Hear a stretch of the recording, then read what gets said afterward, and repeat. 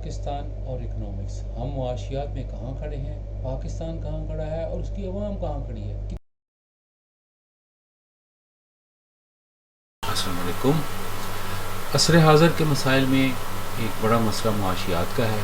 اس کا اثر کیونکہ ہر فرد اور ہر گھر پر ہوتا ہے، تو ہونا تو یہ چاہیے تھا کہ ہر کوئی معاشیات یا اکنامکس کو ضرور پڑھتا، اس کے بارے میں نالج حاصل کرتا. ہماری حکومتیں بھی کوشش کرتی کہ اس سلسلے میں آگاہی کی کوئی مہم چلاتی، لیکن نہ تو ہماری ایسی حکومتیں تھیں جو اس میں انٹرسٹڈ تھیں کہ بھی لوگوں کو ایجوکیٹ کریں، لوگوں کو اس سمجھ میں بات آ نہیں، بلکہ انہوں نے تو کوشش یہ کی کہ ایجوکیشن بھی اس طرح کی ہو کہ لوگوں کی سمجھ میں بات نہ آئے. تو ہم شروع ہی سے اس معاملے کی اہمیت کو نہ سمجھ سکے. پہلے تو پڑھا ہی نہیں، جب پڑھا بھی تو اس طریقے سے پڑھا کہ یقین جانیے میں نے اردو میں معاشیات پاکستان سے پڑھی تھی، ایس ایم کالج سے.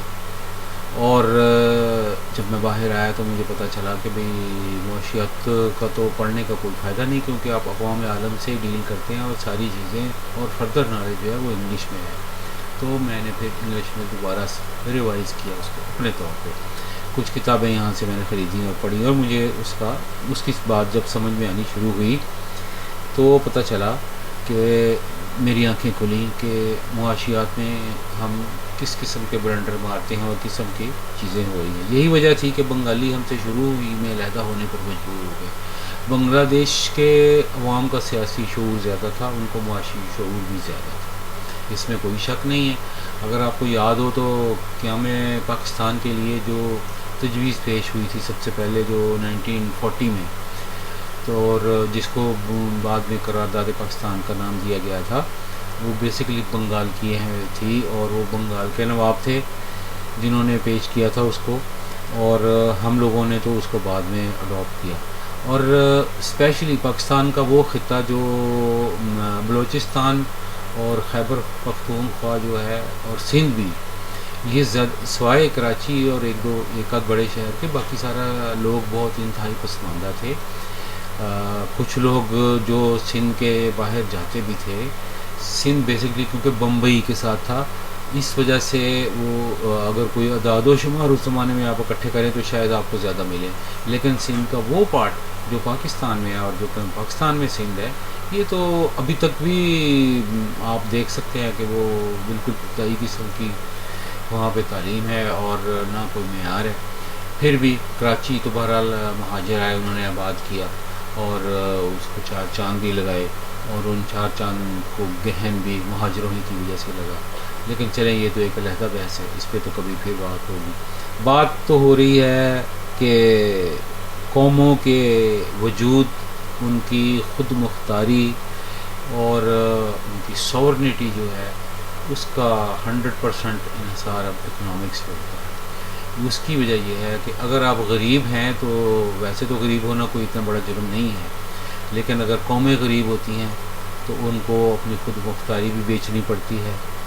اس کی مثال اگر آپ تاریخ سے لیں تو کارتھیگنز، کرتاجنا جس کو ہم کہتے ہیں، وہ تھی جنہوں نے مقابلہ کیا تھا گریکس کا. آپ کو پتہ ہے سلطنت روما، عظیم سلطنت روما بن چکی تھی، اور اس کی کوئی مقابلہ کرنے والا نہیں تھا. ہینیبال جو تاریخ کا مشہور کریکٹر ہے، اس نے حملہ کیا تھا، ایلپس کو اس نے پار کیا. یہ ایک بڑی زبردست داستان ہے کہ وہ ایلپس اس نے کس طرح پار کیے. وہاں سے وہ نکل کے نیچے اتر کے آیا، اپنا لشکر لے کے آیا، اور سب تاریخ میں وہ اکیلا جرنیل تھا جو کہ ایتھنز کی دیواروں پہ پہنچا، روم کا جو دارالخلافہ تھا وہاں پہنچا. فتح تو نہیں کر سکا کیونکہ بہرحال اس کی بھی اپنی وجوہات تھیں، لیکن اس میں سب سے بڑی وجوہات میں سے جو سب سے بڑی وجہ تھی وہ یہ تھی کہ کارتھیگنز بیسکلی تجارت کرنے والے لوگ تھے، اور ان کا یہ جرنیل ہینیبال تھا، اس کا بھائی بھی اچھا تھا. لیکن پیچھے سے انہوں نے کہا جی کہ ہم اتنے پیسے نہیں خرچ کریں گے، اور انہوں نے جو ہے مزید آرمی نہیں بنائی. اس کے پیچھے جو اس کو ہیلپ چاہیے تھی، جب ایک آدمی اتنی دور تک گئی ہے اور اس نے ان کو انگیج کیا ہوا تھا، چاہیے تو یہ تھا کہ وہ اس طرح کی ایک یا 2 اور آدمی بنا کے پیچھے بھیجتے اس کی ہیلپ کے لیے. انہوں نے وہ نہیں کیا، پیسے بچائے. اس وقت بیسیکلی وہ کر سکتے تھے، انہوں نے خرچہ بچانے کے لیے کیا تھا، کیونکہ تاجر تھے وہ یہ سمجھتے تھے کہ اتنی دور جا کے ہمیں کچھ نہیں ہوگا. اور اس کا نتیجہ یہ نکلا کہ ہینیبال تو گیا ہی گیا, اس کی فوج بھی تباہ برباد ہو گئی. اور ایتھنز یا روم جو تھا, اس نے کرتاجنا کو فنا کر دیا, تباہ و برباد کر دیا. جب انہوں نے حملہ کیا وہ آہستہ آہستہ انہوں نے سارا ان کا علاقہ فتح کر لیا, اور ان کا دارالخلافہ جو تھا اس کو زمین بوس کر دیا. زمین بوس کا مطلب یہ ہے کہ سارے کا سارا گرا دیا, جو بڑی بڑی عمارتیں سب کچھ تھے ان کا نام و نشان بھی نہیں کیا. تو جب اکنامکس میں آپ ماٹھے ہیں تو آپ یہ نہ سمجھیں کہ بھی آپ بہت زیادہ دیر سروائیو کر سکیں گے. کہیں نہ کہیں کچھ نہ کچھ آپ کے ساتھ مسئلہ بنے گا, آپ رہ جائیں گے. تو بہتر تو یہ ہے کہ آپ کی اکنامکس اچھی ہو, آپ غریب نہ ہوں. لیکن اگر آپ غریب ہوں بھی تو آپ کوشش کریں کہ اپنے آپ کو بہتر بنائیں. اور اس میں کوئی حرج بھی نہیں ہے. مسلمان پتہ نہیں کیوں یہ سمجھنے لگ گئے ہیں کہ اگر وہ امیر ہونے کی کوشش کریں گے تو شاید دین سے دوری ہو جائے گی. ایسی کوئی بات نہیں ہے. دین سے دوری امیر ہونے پہ نہیں ہے. دین سے دوری دولت کو اپنے لیے اکٹھا کر کے رکھنے میں ہے, سٹاک کرنے میں ہے. جب آپ چیزوں کا سٹاک کرتے ہیں, دولت کا سٹاک کرتے ہیں, آپ اٹھائیں, خرچ کریں, انویسٹ کریں, اور پیسے بنتے ہیں, انویسٹ کریں, جتنی مرضی انویسٹ کر لیں, جتنی مرضی اکٹھی کریں, قوم اور ملک کے لیے, لوگوں کے لیے خرچ کریں, رفاہ عامہ کے کاموں پہ خرچ کریں. لیکن پہلے اس کے لیے خود کھانے پینے والے تو بنیں. ہمارے مائدین سے اگر لیں تو سارے قسم کے مائدین آپ لے لیں. ہمارے جو مائدین انٹلیکچوئلز جو ہوتے ہیں اس پہ سب سے پہلے جو ہے وہ مذہبی اسکالرز آتے ہیں. ہمارے کوئی بھی مذہبی اسکالرز ایسے نہیں ہیں جو جدید معاشیات کا انہوں نے علم حاصل کیا ہو اور اسے اس پر عبور رکھتے ہوں یا جانتے ہوں. اس کے بعد دوسرے نمبر پہ وہ لوگ ہوتے ہیں کہ جو یونیورسٹیوں سے پڑھ کے آئے, انہوں نے کوئی تحقیق کی ہو. مسئلہ یہ ہے کہ ہمارے ملک میں یونیورسٹیوں پہ آپ کو پتہ ہے تحقیق میں بہت ڈنڈی ماری جاتی ہے. اس طرح کی تحقیق کے پہلے تو ان کے ٹاپک ہی اس طرح کے چنے جاتے ہیں کہ آپ امتحان میں پاس ہوں, بیسیکلی نمبر لے سکیں. اور کوئی جینین تحقیق بہت کم ہوتی ہے, بہت کم لوگ ہیں. وہ مشن امپاسبل جو لے کے چلتے ہیں وہی لوگ اس طرح کے ہوتے ہیں. عام طور پہ نہیں ہوتی.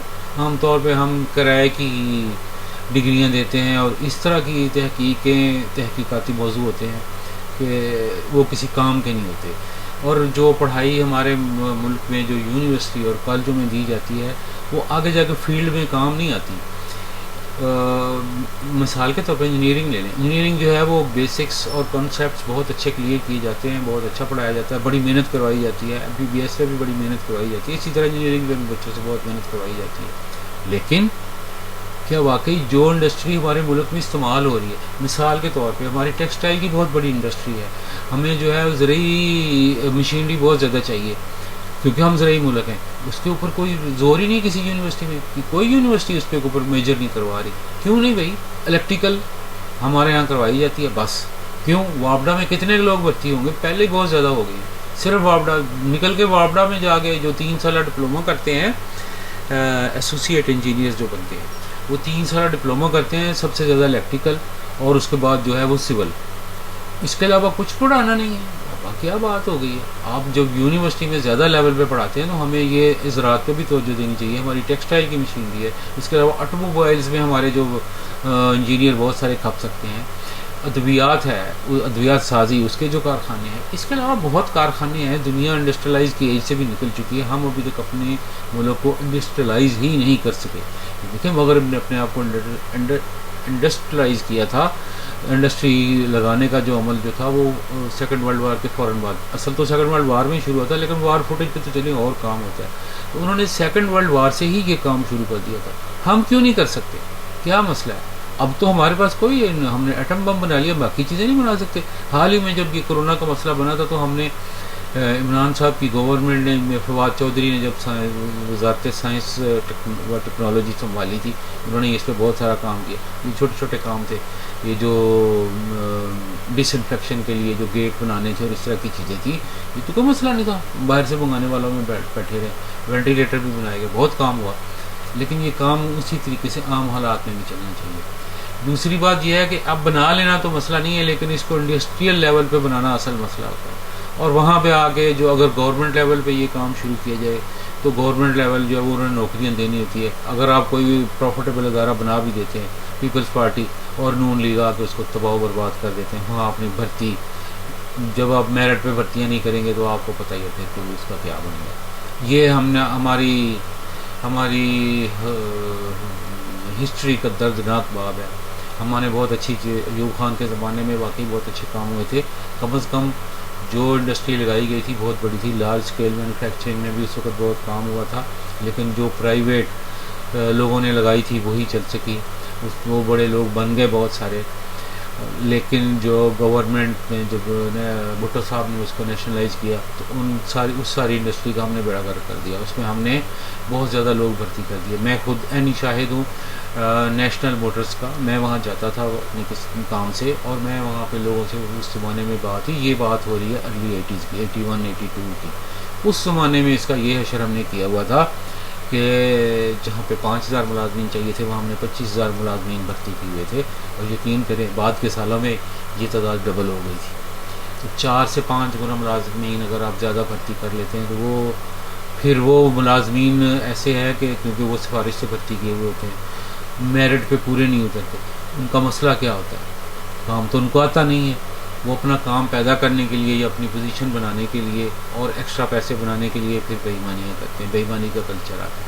جو لوگ ویسے اتنی بے ایمانیاں نہیں کرتے, اگر 100 میں سے 10 آدمی بے ایمان ہو, لیکن یہ جو 100 بندے آتے ہیں جو ایکسٹرا بھرتی کی ہوتے ہیں کیونکہ وہ بے ایمانی کی پیداوار ہوتے ہیں, وہ 100 میں سے 50 نہیں بلکہ 60-70% لوگ بے ایمان ہو جاتے ہیں.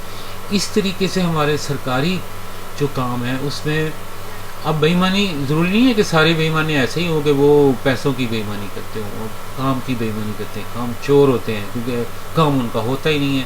تو کبھی کبھی اگر کام آ جائے تو وہ بھی ان کو پھر مشکل ہو جاتی ہے.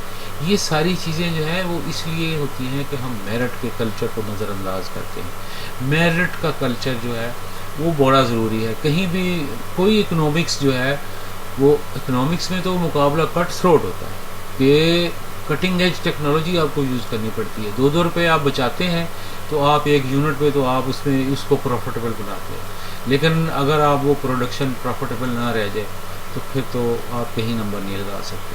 اب بھی آپ دیکھ لیں موجودہ گورنمنٹ نے 10% جو سپر ٹیکس لگایا ہے وہ ان چیزوں پہ لگایا ہے جو ہماری ضروریات زندگی کی ہے. اس میں دیکھیں یہ تو بات سمجھنے کی, یہ ہمیں کچھ سمجھنے کی ضرورت نہیں ہے کہ کون سی گورنمنٹ ہے کیا کر رہی ہے. آپ یہ دیکھیں, کہنا جو کچھ بھی, آپ جو عمل ہے وہ دیکھیں. عمل یہ کیا گیا ہے کہ ہماری جو بیسک اسینشیل جو ہماری انڈسٹری تھی اس کے اوپر آپ نے 10% سپر ٹیکس لگایا, باقی ٹیکس تو پہلے سے ہی لگ رہے ہیں. اور ایک اندازے کے مطابق جب یہ ٹیکس لگیں گے اور جو پیٹرول پہ بھی ٹیکس جمع ہو جائے گا, پیٹرول پہ لیوی لگ رہی ہے, گورنمنٹ زیادہ لے رہی ہے. کہتے تو یہی ہے کہ جی عمران خان نے مہنگا کر گیا تھا, وہ کر گیا تھا. عمران خان نے کوئی لیوی نہیں لگائی ہوئی تھی. جو اس پہ سیلز ٹیکس تھا اس نے وہ بھی ختم کر دیا تھا. اس کو پتہ تھا کہ پیٹرول مہنگا ہو رہا ہے, پرابلم ہوگی. جو مجبوری میں مہنگا کرنا پڑا وہ تو کرنا پڑا, لیکن اس نے کوئی ایکسٹرا ٹیکس نہیں لگایا ہوا تھا. پاکستان کے علاوہ امریکہ واحد ملک ہے جو اس پہ ٹیکس نہیں لگاتا ہے پیٹرول پہ. اس کے علاوہ صرف پاکستان ہے دنیا میں, باقی سارے لوگ ٹیکس لگاتے ہیں. لیکن عمران نے کوشش کی کہ بھی اٹھتی ہوئی اکانومی ہے اور اس کا فرق بھی پڑ رہا تھا, اس نے جو ہے ٹیکس معاف کیے.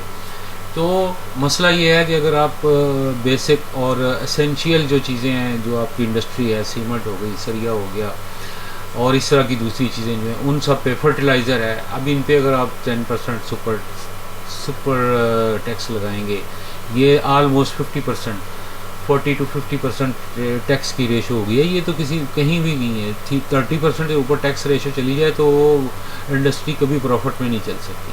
آپ نے 50% لگا دیا ہے, اور پھر یہ بھی نہیں ہے کہ یہ 50% لگا کے کسی اچھے کام میں لگ رہا ہو. یہ سوئمنگ پول بنانے میں لگ رہا ہے. یہ بلاول بھٹو اور وہ جو ان کے جو مینٹور پرائم منسٹر اور ان کے جو مشیر ہیں وہ دونوں جو ہے ساری دنیا کے ٹور لگا رہے ہیں, وہاں پہ چل رہا ہے. یہ جناب ظفر مولانا فضل الرحمان صاحب جو باہر گئے ہوئے ہیں, باہر پھر رہے ہیں, وہ کس چکر میں پھر رہے ہیں کسی کو پتہ ہی نہیں ہے. یہ سارے پیسے ہمارے وہاں پہ لگ رہے ہیں. یہ پیسے ہمارے جو ان کے لمبے لمبے پروٹوکول پہ لگ رہے ہیں. حمزہ صاحب کا اتنا لمبا پروٹوکول چلتا ہے. ابھی تو وہ پتہ بھی چل گیا کہ پرائم منسٹر چیف منسٹر بھی وہ ہیں کہ جو کیا کہنا چاہیے, آئی ڈونٹ نو, رہنے دیں. تو اکانومی کو سمجھنا ضروری ہے، پاکستانیوں کو سمجھنا چاہیے، اس کی بیسکس سمجھنی چاہیے. میکرو اکنامکس جو ہے وہ ہماری روزمرہ زندگی پہ اثر ڈالتی ہے. آپ کے اور میرے بچوں کو مقروض بنایا جا رہا ہے، کل کو انہوں نے یہ دینا ہے. ایسے ہی جیسے کہ آپ کے والدین کو تو بالکل سمجھ نہیں تھی اس اکنامکس کی، تو آج آپ قرضے دے رہے ہیں. آپ $24 بلین پچھلے سال 34 بلین ڈالر قرضے کی ادائیگی کر چکے ہیں، اور قرضوں کا پہاڑ ابھی بھی کھڑا ہوا ہے. تو یہ مسائل ہیں، اس کو ہم پارٹ 2 میں مزید ڈسکس کریں گے انشاءاللہ.